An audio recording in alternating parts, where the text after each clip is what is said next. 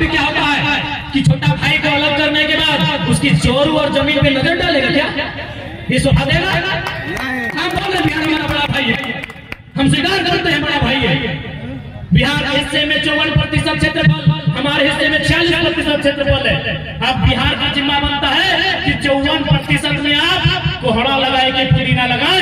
ये आपका क्षेत्र 54% है, मेरा 46 खाली कहे नहीं रहे, बंजर कहे नहीं रहे, ये मेरा जमीन है। हमने कोई पहाड़ी बिक्री कहा है? हम तो बोलते हैं बिहार हमारा बड़ा भाई है। ठेकेदार में आपके लोग, ब्यूरोक्रेट्स में आपके लोग, आउटसोर्सिंग में आपके लोग, कंपनी में आपके लोग, शासन से प्रशासन में आपके लोग, तो झारखंड क्यों बना है बता दीजिए, क्यों बना है झारखंड को एक लाइन में बता दीजिए। हमने किसी राज्य का विरोध नहीं किया है। हमको जय बंगाल भी पसंद है, जय बिहार भी पसंद है, जय महाराष्ट्र भी पसंद है, लेकिन अगर झारखंड में नजर गड़ाएगा हम सबका विरोध करेंगे। झारखंड में नजर गड़ाएगा हम सबका विरोध करेंगे। आप हमें जो भी बोले, गुनहगार बोले, अपराधी बोले, जो बोलना है बोलिए। बताइए, बिहार में भी सरकारी टीचर की बहाली हुई, वहां भी विवाद हुआ था, फैसला वापस हुआ। वह क्या लिखा रहता है कि भारत का नागरिक और बिहार का निवासी होना चाहिए। लिखा होता है कि नहीं कि भारत का नागरिक और बिहार का निवासी होना चाहिए। बंगाल में भी टीचर का बहाली था, वहां लिखा भारत का नागरिक, बंगाल का निवासी होना चाहिए। झारखंड का कॉलम पढ़िए, सब पढ़े लिखे लोग हैं, झारखंड का कॉलम पढ़िए, यहाँ सिर्फ लिखा है भारत का नागरिक होना चाहिए, झारखंड का निवासी कहाँ है? यही तो लड़ाई है,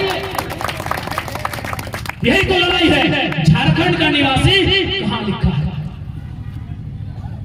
उड़ीसा में तो साफ साफ लिखा है कि आप 7वां क्लास उड़िया भाषा में पढ़े तो भरिए। उड़ीसा का तो बातें मत कीजिएगा, बंगाल में सीधे बोलता है, बंगला भाषा जानते तो आइए। एक झारखंड एक चारागाह है, यहाँ चरने का सबको आजादी है, यहाँ सबको चरने का भी आजादी है और भौंकने का भी आजादी है। जमशेदपुर बात में भौंक रहा है 1932 का ज्ञान विरोधी मंच। हम एक लाइन बोलेंगे उसको, इतना ही दम है, खुदा है, जाओ महाराष्ट्र में और जाके बोलो मराठी विरोधी मंच, धर के नाक कान का पार नोच के बाहर कर दो। यही तो झारखंड है कि हम भौंकने की आजादी है, खाना हमारा और गाली भी हमको देना है, यही झारखंड है। इसलिए हम पहले कहेंगे ना हमें बिहार से आपत्ति है, ना बंगाल से आपत्ति है, ना छत्तीसगढ़ से आपत्ति है, ना उड़ीसा से आपत्ति है, ना उत्तर प्रदेश से आपत्ति है, ना गुजरात से आपत्ति है। सबका अपना अपना राज्य है, अपने अपने राज्य में उन्नति का अवसर खोजिए। अगर झारखंड में नजर गड़ाएंगे हमको पूरे भारत से आपत्ति है, हमको पूरे भारत से आपत्ति है झारखंड में नजर गड़ाएंगे। क्योंकि एक बात कान खोल के सुन लीजिए जामताड़ावासियों, भारत के संविधान में भी साफ साफ लिखा है, कहीं नहीं लिखा इंडिया इज ए कंट्री। किसी संविधान के मूल 395 अनुच्छेद 12 अनुसूची मूल 22 भाग किसी भी लाइन में नहीं लिखा है कि इंडिया इज ए कंट्री। क्या लिखा है? भारत के संविधान पढ़ने में अनुच्छेद 1 में लिखा है India that is Bharat shall be a country of union of states, shall be a country of states, country of unions, यानी राज्यों का देश है। भारत कभी देश नहीं है, कभी भारत एक देश नहीं है। हम मैं चैलेंज करता हूं, कोई एक नक्शा हमको दिखाइए जिसमें किसी एक राजा ने पूरे भारत पे शासन किया है। कोई नहीं, चाहे चंद्रगुप्त मौर्य है, चंद्रगुप्त द्वितीय है, सिकंदर महान, सॉरी अशोक महान रहे, ये सम्राट अकबर रहे, कोई रहे या अंग्रेज भी रहे, हमको एक नक्शा दिखाइए जिसने पूरे भारत में शासन किया है। सबसे ज्यादा अगर किसी ने किया है तो प्राचीन काल में सम्राट अशोक ने किया है और आधुनिक काल में अंग्रेजों ने किया है, लेकिन अंग्रेजों से भी कुछ हिस्सा छूटा है।